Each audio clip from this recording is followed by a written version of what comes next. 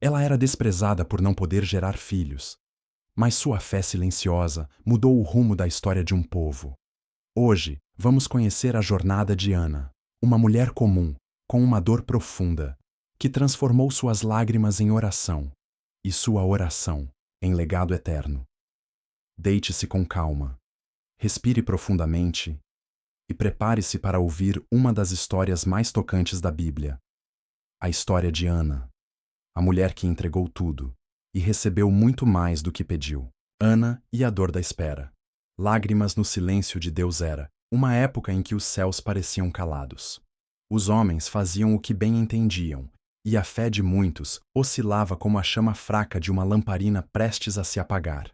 Israel ainda não tinha rei, e os sacerdotes nem sempre agiam com justiça. A espiritualidade, às vezes, parecia enfraquecida, mas no meio desse tempo turvo, escondida entre colinas e campos, havia uma mulher silenciosa, de olhos cansados e alma aflita. Seu nome era Ana. Ana morava em Ramá, nas montanhas de Efraim. Era esposa de Eucana, um homem devoto, conhecido por subir todos os anos a Siló para adorar ao Senhor dos Exércitos. Embora o lar de Eucana fosse regido por tradição e fé, havia algo ali que trazia dor, um silêncio profundo, doloroso, que não se quebrava com preces nem com o passar dos anos. Ana não tinha filhos. Naqueles dias, ser estéril era visto como vergonha. O ventre de uma mulher era considerado não apenas parte de seu corpo, mas também de sua identidade espiritual. Gerar vida era sinal de bênção, e o vazio do ventre de Ana parecia ser um eco do silêncio de Deus. Eucana, numa tentativa de manter a descendência, havia tomado outra esposa, Penina. Penina era fértil. Ela tinha filhos, talvez vários, e se sentia forte por isso. Com o tempo, esse sentimento transformou-se em soberba. Ela provocava Ana com palavras cortantes, ferindo como lâminas o coração já frágil da outra. Todos os anos, Eucana subia com sua família a Siló para oferecer sacrifícios ao Senhor. E todos os anos, Ana chorava no templo. Mesmo em meio às festividades religiosas, seu espírito estava amargurado. As lágrimas que caíam em seu rosto não eram apenas de tristeza, mas também de oração. Era como se cada lágrima falasse com Deus, mesmo quando sua boca não conseguia. Eucana, apesar de bondoso, não compreendia a dimensão da dor de Ana. Ele dizia: Ana, por que choras? Não sou eu melhor para ti do que 10 filhos? Mas essas palavras, embora carregadas de carinho, não podiam preencher o vazio do útero nem o anseio da alma. Era uma dor que só Deus podia entender. Ana não invejava Penina, não desejava o que era do outro. Ela só queria algo que preenchesse o buraco dentro dela. Não apenas um filho, mas o consolo de ser ouvida pelo céu. Ela desejava ter uma resposta, um sinal. Qualquer coisa que mostrasse que sua oração não estava perdida no vento. Na solidão de seus pensamentos, talvez ela perguntasse: Senhor, por que me esqueceste? Por que dás filhos aos que zombam e silêncio a que clama em reverência? Mas, mesmo sem respostas, Ana não desistia. Voltava ano após ano ao templo. Perseverava, chorava, orava. Silenciosamente, construía uma ponte entre sua dor e o trono do Altíssimo. Numa dessas idas ao templo, quando o coração já parecia esgotado de tanto esperar, Ana levantou-se. Seu rosto estava marcado pelas lágrimas e decidiu orar. Mas não como antes, ela orou em silêncio. Seus lábios se moviam, mas nenhuma palavra saía. O coração, no entanto, gritava. Derramou sua alma diante de Deus. Não pediu apenas um filho. Ela fez um voto. Se o Senhor lhe desse um filho, ela o entregaria de volta. O menino seria consagrado. Viveria para Deus todos os dias da sua vida. Essa oração foi diferente. Não foi uma súplica por si mesma. Foi uma entrega. Um tipo de oração que não busca apenas receber, mas devolver.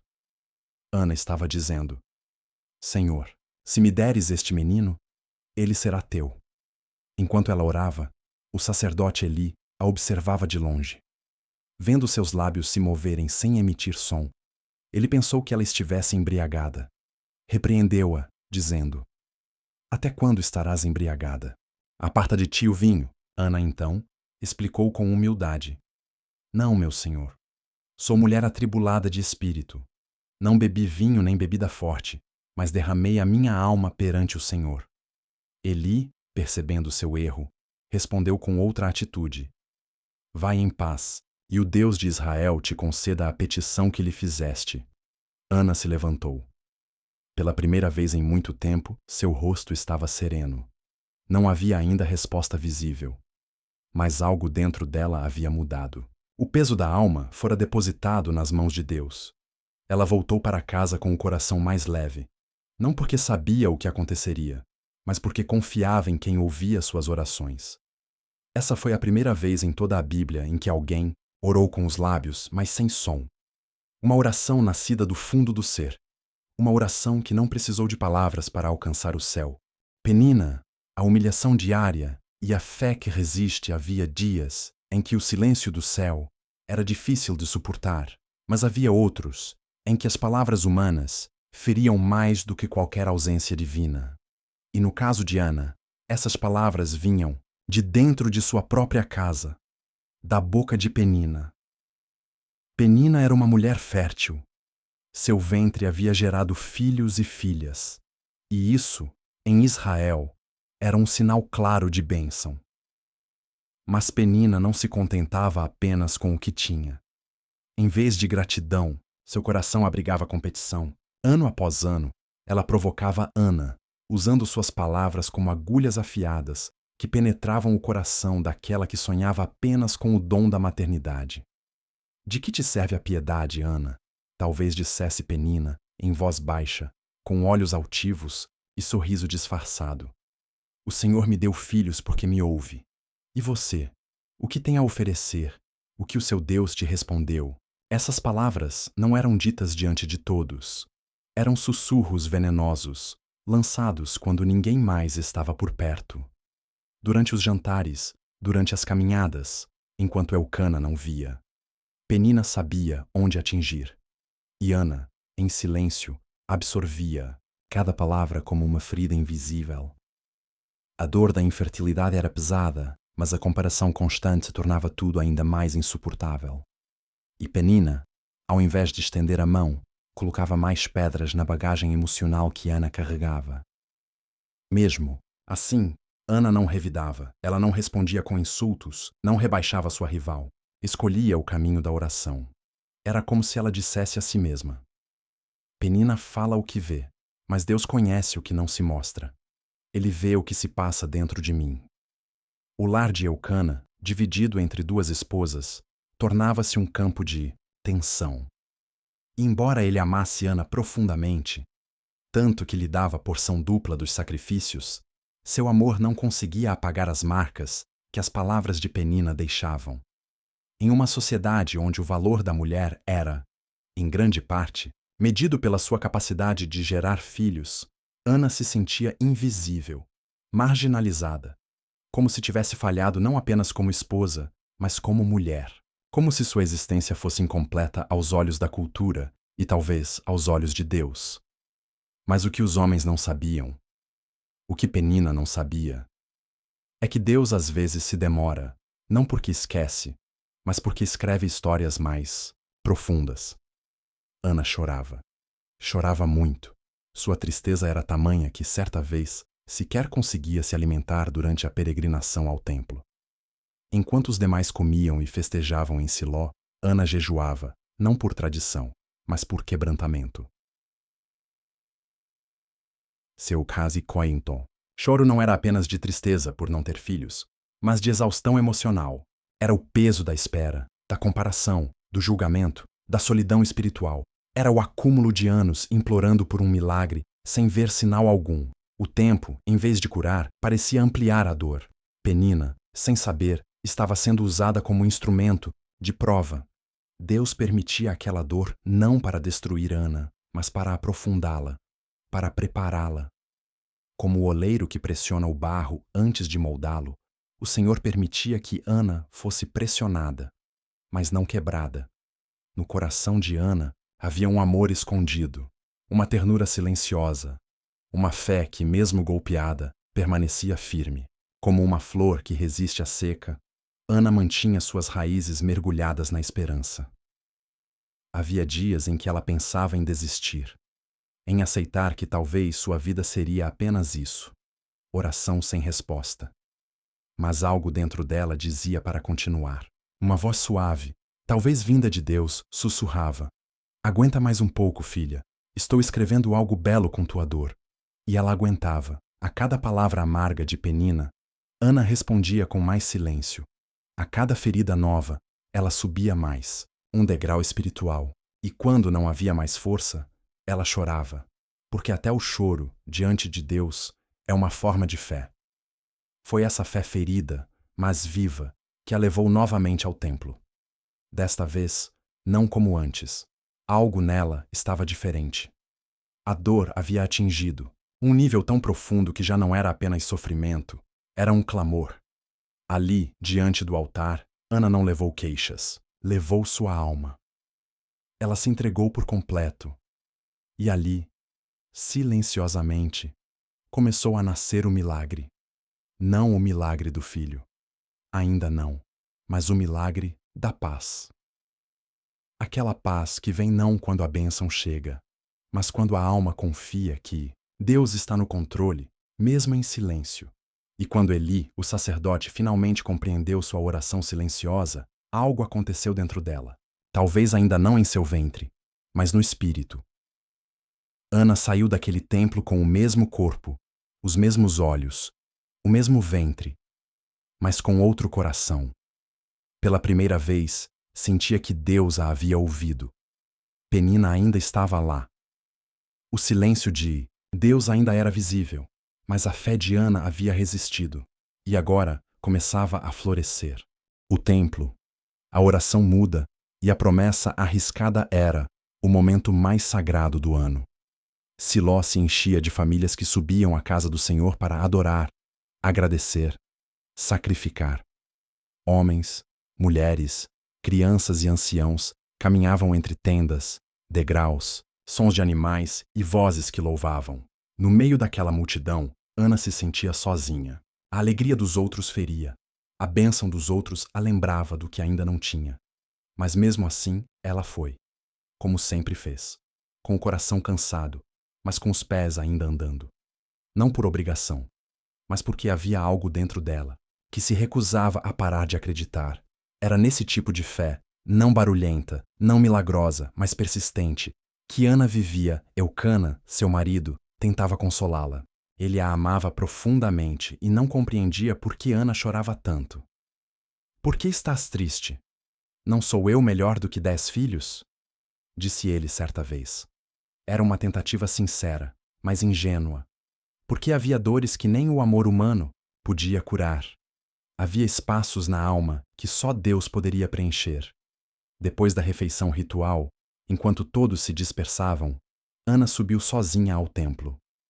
O sol começava a se pôr, banhando de dourado as cortinas e colunas do santuário. O aroma dos sacrifícios ainda flutuava no ar, misturado ao cheiro de incenso queimando. Ela caminhava devagar, como quem carrega algo pesado demais por dentro. Suas mãos estavam vazias, mas o coração cheio.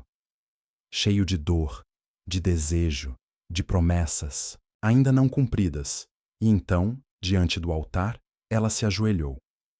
Mas o que aconteceu ali não foi uma oração comum. Ana não orou como os outros. Não ergueu a voz, não cantou, não se prosternou com gestos teatrais. Ela apenas moveu os lábios. Nenhum som saiu de sua boca. Apenas suas emoções transbordaram em gestos mudos. Era como se a dor tivesse roubado a voz. Ou talvez, como se ela soubesse que para aquele momento sagrado, o som seria desnecessário.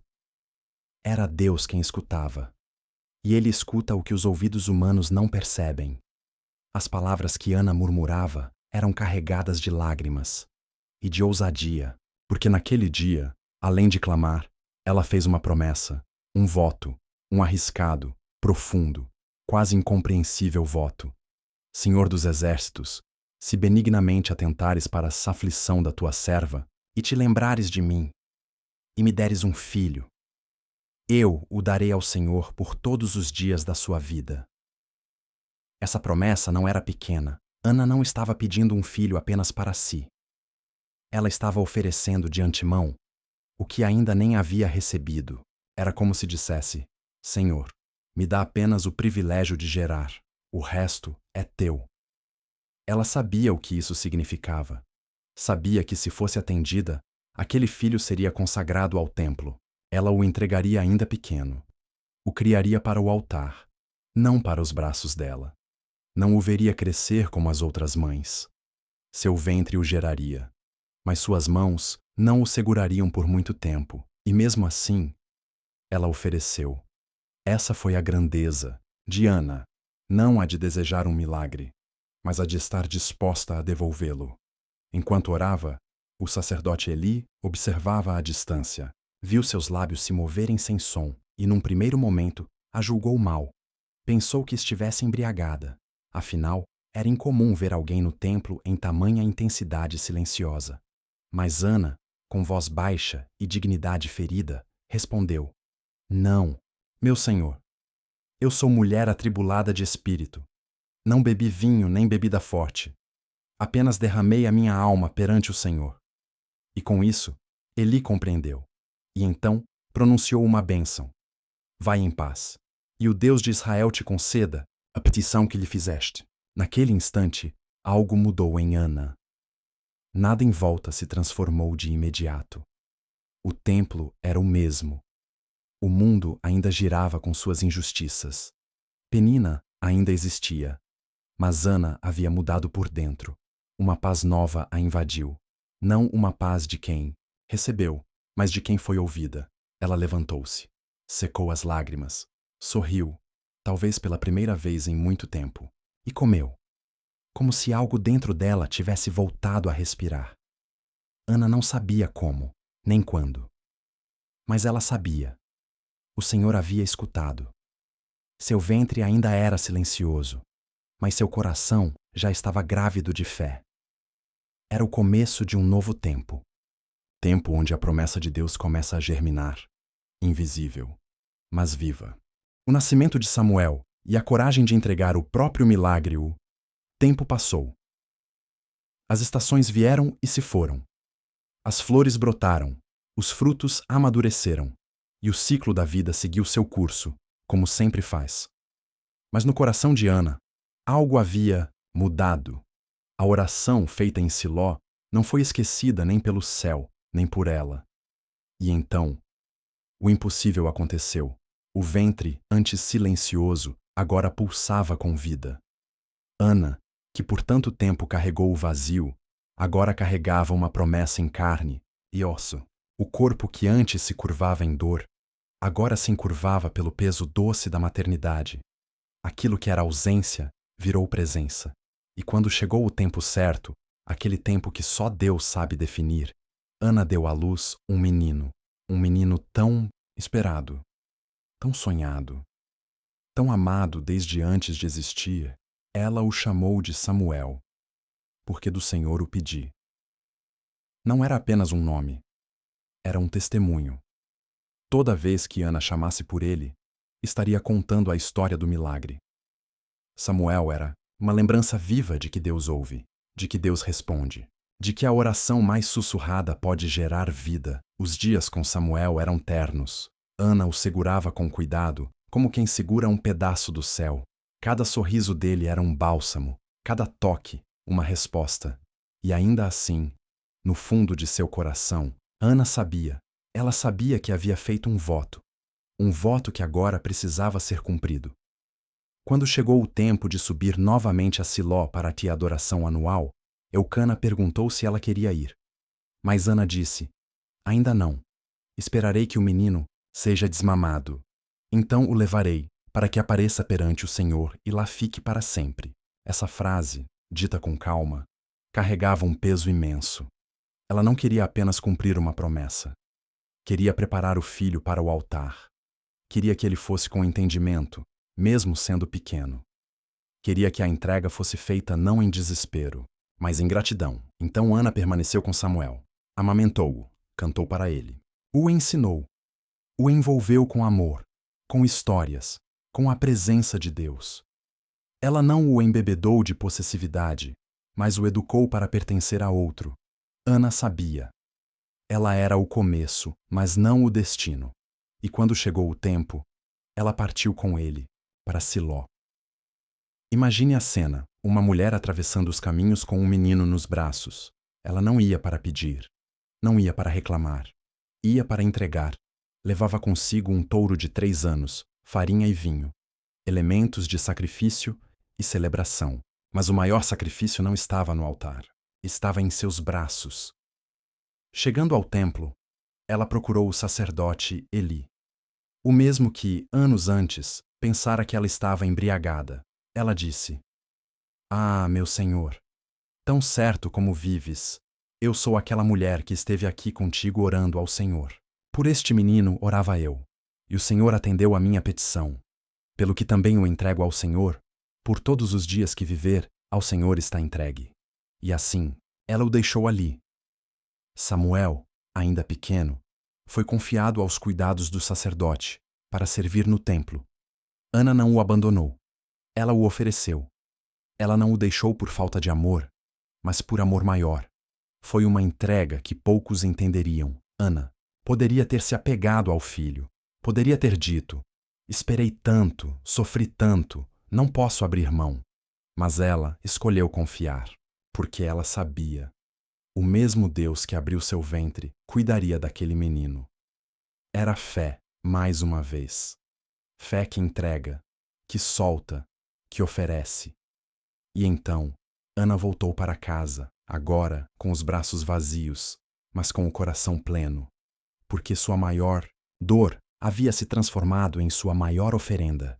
E naquela entrega silenciosa, algo muito maior estava sendo semeado: o nascimento de um profeta, o surgimento de um novo tempo em Israel. Ana não apenas teve um filho, ela deu ao mundo um instrumento de Deus. Enquanto isso, no templo, Samuel crescia. Pequeno ainda, mas já com vestes sacerdotais. Pequeno, mas com uma missão invisível escrita por Deus antes mesmo de nascer. E Ana, todos os anos, ela subia a Siló e levava para Samuel uma túnica nova, feita com suas próprias mãos. Era como se cada ponto da roupa fosse uma oração silenciosa, uma saudade bordada com amor. Ela não o esquecia. E Deus não a esquecia. Porque, como recompensa à sua fidelidade, o Senhor a visitou mais uma vez. E Ana teve mais filhos, mais 3 meninos, 2 meninas. A mulher estéril, agora, era mãe de muitos. Mas o primeiro, aquele que nasceu da dor e da fé, esse permaneceu no templo. E foi crescendo diante do Senhor, e foi ouvindo a voz de Deus. E um dia seria conhecido por todos como profeta, juiz e guia da nação. Tudo porque uma mulher ousou pedir e ousou entregar. O impacto de Ana, a mulher que transformou dor em destino sagrado, a história de Ana poderia ter terminado ali, no templo, no momento em que ela entregou Samuel. Mas não terminou. Porque histórias de fé nunca se encerram com uma entrega. Elas apenas mudam de forma. E o legado de Ana, silenciosamente, continuou crescendo. Samuel se tornou mais que um menino criado no templo. Cresceu em sabedoria, graça e temor. Cresceu ouvindo a voz de Deus em um tempo em que poucos ouviam. Enquanto os filhos de Eli, os sacerdotes daquela época, desprezavam o sagrado, Samuel se destacava pela pureza e obediência. Era como uma tocha acesa no meio da escuridão. E de onde vinha essa chama? De uma mulher que um dia chorou no templo. Ana não apenas gerou um filho, ela gerou um propósito. Ela não só deu à luz um menino, mas inaugurou uma nova geração de liderança espiritual em Israel. Seu impacto foi muito além da maternidade. Foi Ana quem abriu caminho para a restauração do ouvir profético em Israel. Por meio de Samuel, Deus voltou a falar com clareza. Ana não viu tudo isso em vida, mas ela confiou que a semente plantada germinaria, e germinou. Samuel cresceu e tornou-se o profeta que ungiu o primeiro rei de Israel, Saul. Mais tarde, foi ele quem ungiu o jovem Davi, o homem segundo o coração de Deus. Samuel foi conselheiro, juiz, líder e intercessor. Em todas essas funções, havia o eco da oração de sua mãe. Ana não foi esquecida. Ainda que seu nome apareça em poucos capítulos, sua influência atravessa gerações.